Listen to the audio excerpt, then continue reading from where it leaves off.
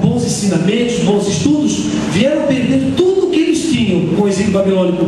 O que aconteceu com esses 3 jovens junto com Daniel? Eles perderam tudo que tinham e foram viver de escravos.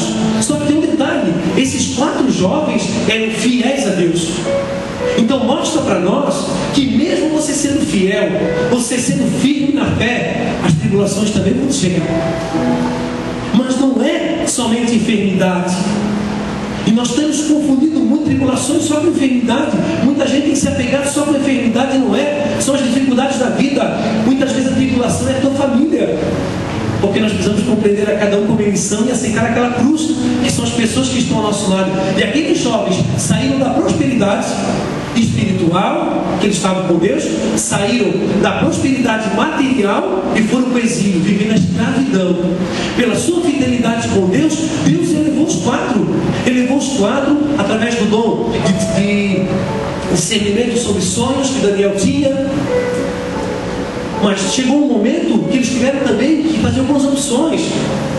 O rei construiu uma estátua de 30 côvados, que mais ou menos, de 60 côvados, que é mais ou menos 30 metros, e queria que eles adorassem. E os 3 jovens se negaram a adorar aquele Deus, porque eles tinham experimentado desse Deus único e verdadeiro. O que aconteceu? Saíram da prosperidade, vieram para a desgraça, voltaram para a prosperidade, porque o rei do Império Babilônico viu neles jovens diferentes. E eles ganharam cargos, viraram governadores, chefes de províncias, se ergueram. Prosperidade, caíram, tiveram prosperidade. E tudo isso em Deus. E por não se prostrar aquilo que o mundo queria que eles se prostrassem através daquela estátua de 30 metros, o que aconteceu? O rei mandou eles para a fornalha, porque tinha um edito que quem não se ajoelhasse teria que ir para a fornalha ardente. E colocaram fogo 7 vezes mais do que o comum. E o que aconteceu com os jovens? No meio da fornalha soprava uma brisa suave, soprava um alento, uma esperança.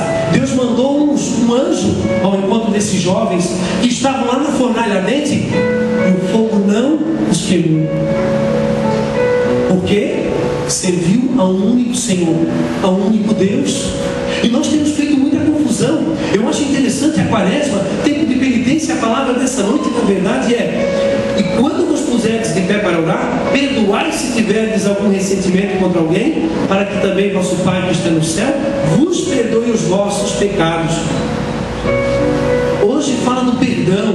A quaresma é uma época de penitência, uma época de rever. Eu tenho visto muitos católicos, e eu também já passei muitos momentos também, assim como vivem hoje esses católicos, querendo servir ao Senhor, mas na verdade você vê que nessa quaresma a gente observa servindo a muitos. E nós vamos perceber isso na noite do lava-pés, que precede a Sexta-feira Santa, nessas caminhadas. Você vê católicos com bebida, você vê católicos rezando também. Vamos tirar aqui, vamos separar os joio do trigo, aquelas pessoas também de fé, e graças a Deus nós temos bastante. Nós temos muita gente servindo ao álcool, até nos momentos principais da igreja. Nós temos falado de penitência, de servir ao Senhor, mas não temos experimentado. E esses católicos, infelizmente, não têm experimentado. Porque quando nós experimentamos Jesus, gente, eu quero deixar bem claro para você nessa noite. Não quero dizer que a sua vida vai virar um mar de rosa, mas eu tenho certeza que quando tiver a fornalha dentro da sua vida, vai ter a brisa suave. Vai ter a brisa suave. Vai ter um anjo te protegendo. Vai ter um anjo te dando guarda. Para isso nós temos o Santo Anjo, ao qual nós acreditamos na presença dos anjos na nossa vida. Eu tenho certeza que se eu pedisse para alguém contar aqui uma situação que já teve a proteção de Deus, através dos seus anjos, várias pessoas vão levantar as mãos e vão contar um testemunho. Como eu também conheço vários, e você também sabe disso. E por isso nós precisamos servir a um Senhor, porque nessa fornalha ardente que está a sua vida, uma brisa suave vai soprar. Se você crer, por isso, tendes fé em Deus. Tendes fé. Desse voto de confiança, pise no escuro. Não morra pelo caminho. Não pule da barca. Não saia nadando para a margem, que está muito próximo. A tempestade veio, fica na barca. Jesus é a única salvação. É a única salvação. E nessa noite essa palavra: o versículo 24, antes nós falamos um pouquinho dessa questão do perdão, porque eu queria falar da cura, mas eu quero falar também do perdão para você nessa noite. A palavra vai dizer: por isso vos digo, tudo. Olha, a palavra diz, ela não diz quase tudo, tudo é verdade de fé, é palavra de Deus. Nós não podemos entender a palavra de Deus somente como um livro escrito, mas sim como palavras que vão ao nosso encontro espiritual. Tudo que pedirdes na oração, crede que o tendes recebido e vos será dado. Quando na renovação se falava que você tem que tomar posse da graça, eu não entendia. Passei muitos anos não entendendo. Mas como? Se Deus me dá graça, por que eu não recebo na hora? Quando eu descobri esse versículo, foi a minha grande explicação. Por isso vos digo, tudo o que pedir na oração, crede que o tendes recebido. Ele não está dizendo, Jesus não está dizendo para os discípulos que eles já receberam. Jesus está dizendo para você essa noite que você ainda não recebeu. Ou melhor, que você ainda não percebeu. Credes, tudo o que pedis em oração, credes que o tens recebido. Credes que o tens recebido. Mesmo, gente, não vendo essa bonança, mesmo não vendo as nuvens estando escuras na tua vida ainda, credes que o tens recebido. Eu tenho certeza que se você acreditar nessa noite, um anjo virá ao encontro da sua vida, uma brisa suave será soprada sobre a sua casa. Eu vejo tantas casas destruídas, pela inveja, pelo rancor entre as famílias, pela falta de discernimento espiritual, servindo a vários senhores. Isso traz consequência na nossa casa. Por isso nós temos que tomar posse que esse é o único Senhor. Credes que o tem recebido. Se alguém proclamar uma cura sobre a sua vida, sobre você, credes que o tem recebido. Mesmo você olhando para a sua enfermidade, que fosse o seu pé, que fosse a sua mão, credes que o tem recebido. É a grande chave. Eu posso testemunhar que foi a grande chave para me perceber. E depois eu fui experimentar isso lá na frente. Eu tive algumas graças, que eu não vou contar aqui nessa noite, que não vem ao caso, que eu fui receber 2 meses depois, 3 meses depois, quando eu disse: não, Senhor, eu fecho os meus olhos agora, meus olhos humanos, abro meus olhos espirituais e aceito a tua cura, a tua libertação. E aí a mudança vai acontecendo. Porque, irmãos, algumas mudanças da nossa vida, elas não acontecem momentâneas, porque o Senhor precisa preparar o teu caminho, porque senão você seria somente um fantoche, você seria alguém manipulado, e o Senhor não nos faz isso. Nós temos um livre-arbítrio, existe a sua decisão. Por isso, credes que o tens recebido. E o mais importante dessa noite, quando vos puderes orar, perdoar, se tiveres algum ressentimento contra alguém. Eu acompanhei no Ministério de Cura e Libertação, que eu já acompanhei até em outro estado, que tem na figura de Gilberto, que já teve aqui um dia. Eu tenho percebido que quando se faz grandes eventos de cura e libertação, realmente as pessoas têm vindo. Eu tive a oportunidade de ir a São Paulo com ele, numa cidadezinha do interior, e deu 250 pessoas, 250, 270 pessoas. Eu achei muito, uma cidadezinha tão pequenininha. Chegamos lá, posso afirmar aquilo que eu vou dizer para você nessa noite. O nosso povo está sedento de cura, mas ainda desconhece pouco de Jesus. Porque o que eu tenho visto, às vezes até, que Jesus tem dado curas, que também não sei se a pessoa tem mudado de vida. E o Evangelho já não mostrou de situações. Os leprosos, por exemplo, Jesus curou e só um voltou para agradecer. O que quer dizer isso? Só um voltou para segui-lo. E será que somente a cura física nos leva verdadeiramente para Deus?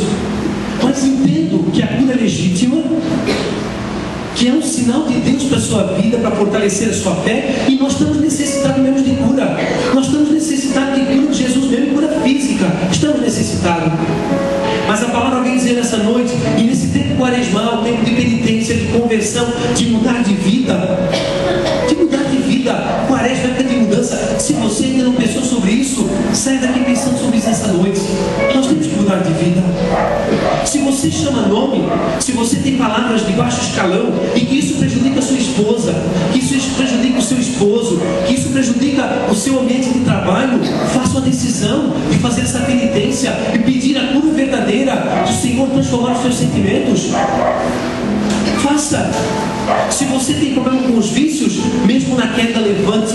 Em Jesus ele encontra a salvação e você é verdadeiramente liberto. Tome essa decisão. Perdoai se tiveres algum sentimento. Quantas pessoas naquele encontro lá em São Paulo, a gente nota que vem buscar a cura, mas não quer perdoar? Quantas pessoas? Eu atendi uma senhora no Sacrário, e eu não tenho esse dom que o Gilberto tem. O Gilberto, ele tem uma coisa assim que me fascina, porque ele tem um dom de palavra de ciência muito profundo. Muito profundo. Ele consegue nas raízes, é uma coisa que eu tenho visto poucos assim no Brasil, daquilo que eu tenho lido.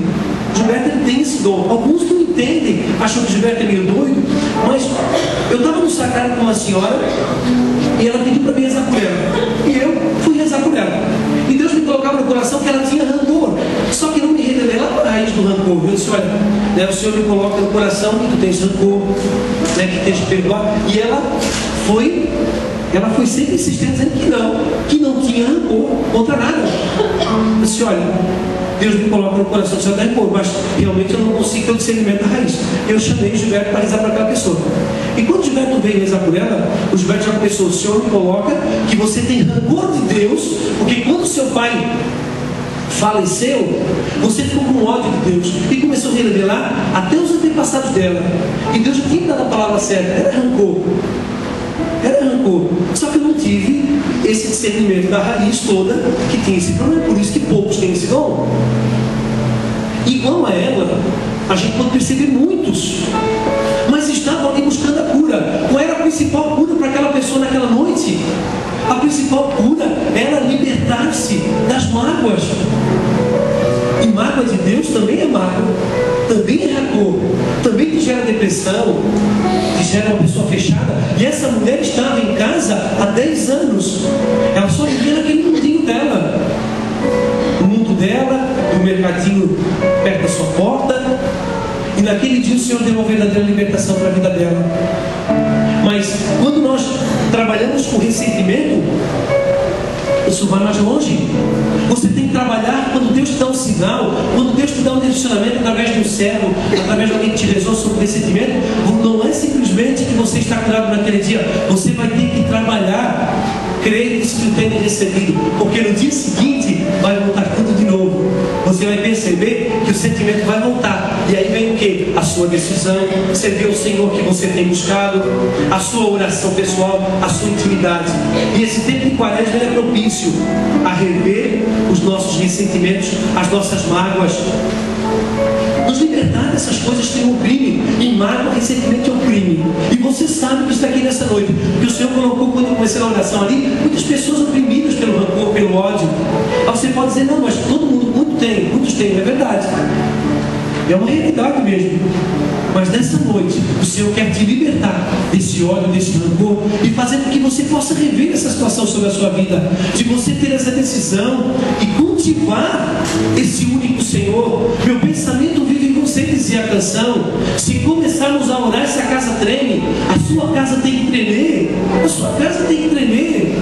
Você tem que ser testemunho para o seu esposo, para a sua esposa, para os seus filhos. A sua casa tem que tremer. Se você quer uma verdadeira cura, se você quer uma verdadeira libertação, se você quer experimentar verdadeiramente essa graça, se você não perdoar, é o que diz a palavra. Também vosso Pai que está nos céus vos perdoa os vossos pecados. Mas se não perdoares, tampouco o vosso Pai que está nos céus vos perdoará os vossos pecados. Vocês sabem que nós católicos temos o sacramento da confissão. E nós somos lavados verdadeiramente.